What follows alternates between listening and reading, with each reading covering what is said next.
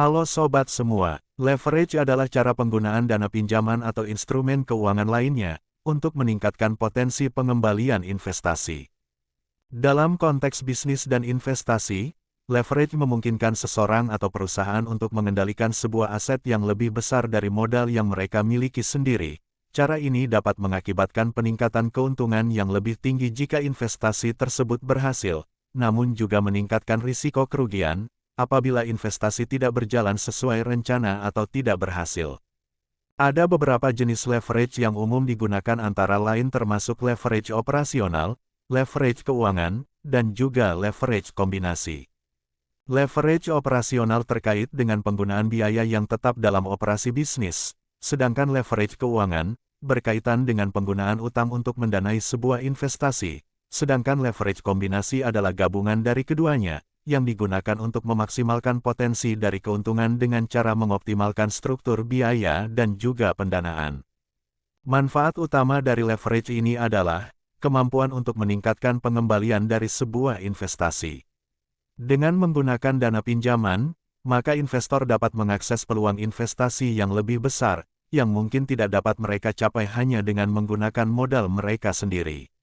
Selain itu, leverage juga dapat membantu perusahaan memperluas operasi mereka, melakukan ekspansi, atau meningkatkan daya saing di pasar dengan memanfaatkan sumber daya tambahan. Meskipun leverage dapat meningkatkan potensi dari keuntungan, namun ia juga membawa risiko yang signifikan.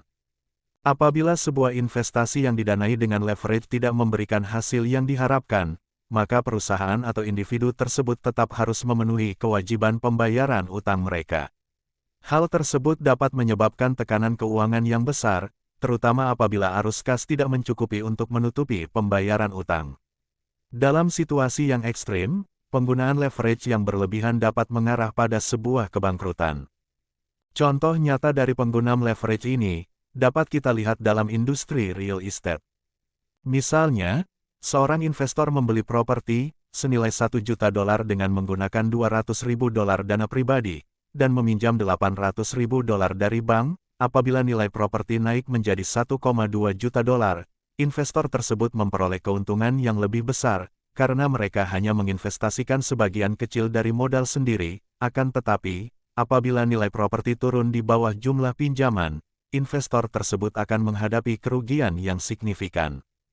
Dengan memahami leverage, maka investor dan manajer keuangan dapat membuat keputusan yang lebih bijaksana tentang penggunaan utang dan pengelolaan risiko untuk mencapai tujuan keuangan perusahaan mereka.